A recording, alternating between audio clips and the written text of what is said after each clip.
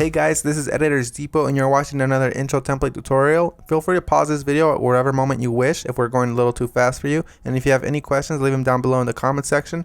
We always reply to every single comment, and if we're away for a minute, just go ahead and comment down below and there's very friendly people that will help you, guaranteed. It's important to remember that this is a pre-made tutorial that we've carefully selected and approved because we noticed that it works the exact same way.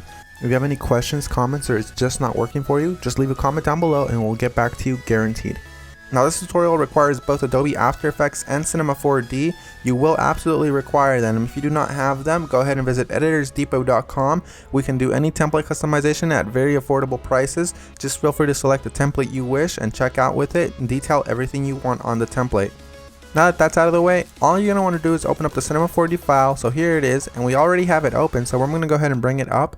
And as you can tell, everything is ready to go. All you have to do is replace the text, render, and you're done. Except one little thing, there's sometimes problems that come up with the templates, and I'm going to go ahead and cover them here. Sometimes the audio will be included, and you don't have to worry a bit about that. As you can tell on this template, the audio is included. It's not a problem at all. And sometimes the font is not included. If it's not, all you want to do is of course look for the text layers. They will look a little like this. Select it and then hit font and select any font you wish. You can visit DesignerDepot.net for any font you wish. The first thing you want to do is of course modify one of the text layers. So here it says your. I'm going to go ahead and hover the text after I select it and replace it with editors. I'm going to do the same thing for the second layer behind that one. I'm going to hover the text and write editors. Now that that's done, I'm going to go ahead and render preview. And as you can see, it says editors, everything is 100% fine. You do the exact same thing for the bottom layers. I selected both at the same time. I'm going to replace it with Depot. Once I go ahead and render preview, it looks amazing and I'm happy with it. I'm 100% happy with the colors because it's red and Editors Depot is red. But if you're not happy with the colors, you can simply come down below, double click it, and make any modifications you wish. Whether it's make it green, make it blue, or blend it all together and make a little purple. I'm going to go ahead and keep it this way, and I'm going to go ahead and go to my render settings now. Once you're in the render settings, you're going to want to make sure that your width and height is set to 1920 x 1080 if you have a very good computer or decent computer and you have time. If you have a slow computer and you probably don't have that much time, you make sure you set it 1280 by 720. You want to make sure you tick all frames, and then you go to save. You make sure it has a PNG sequence for a faster render that does not reduce quality at all. And you want to make sure you select file here. Make sure you make a folder for this one render sequence that's alone and empty. Mine is template render, and I'm going to name my every single sequence render.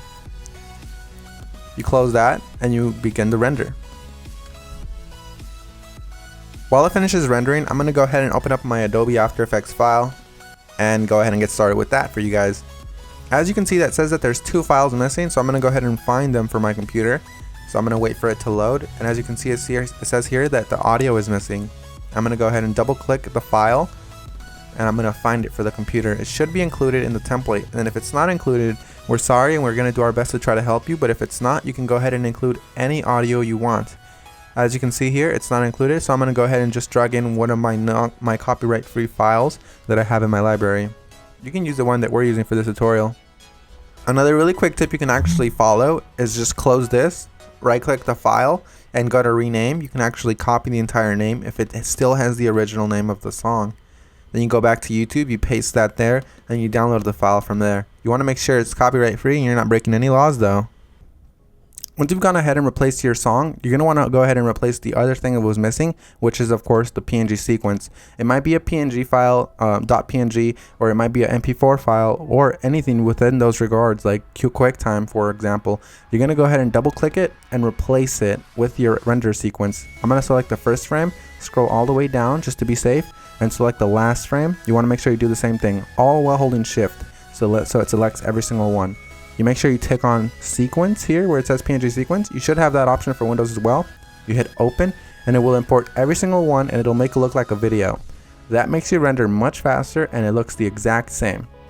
So we're 100% done. Assuming you have every single one of the plugins required, you're 100% done, and if you don't, you're going to have a black screen similar to this. But if you do have a black screen similar to this, you're going to just want to make sure you troubleshoot it by turning off or turning back on whatever adjustment layers might be messing up your entire video. As you can see here, all of the adjustment layers, one of them within these messed up the entire render, so I'm going to go ahead and turn them on one by one.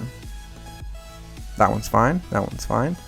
Oh, this one's the problem here. So you make sure you turn them back on, and you're done. So I had one layer that messed everything up, and that's because I do not have the correct plugin.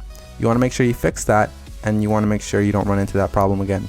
And finish the composition by adding it to the media encoder queue. That pretty much summarizes our video, guys. I hope you all enjoyed it, and if you did, remember, drop a thumbs up if you liked it. Drop a thumbs up if you are a fan of us and you like what we're doing. And guys, we really appreciate every single one of you from the bottom of our hearts. We really appreciate every single one of you guys, whether you're liking this video, disliking, or you just left and you didn't even watch this tutorial, guys. Hope you all have an amazing day, and as always, this is Maurice. Visit EditorsDepot.com for any customization of templates, and have an amazing day. Take care, guys.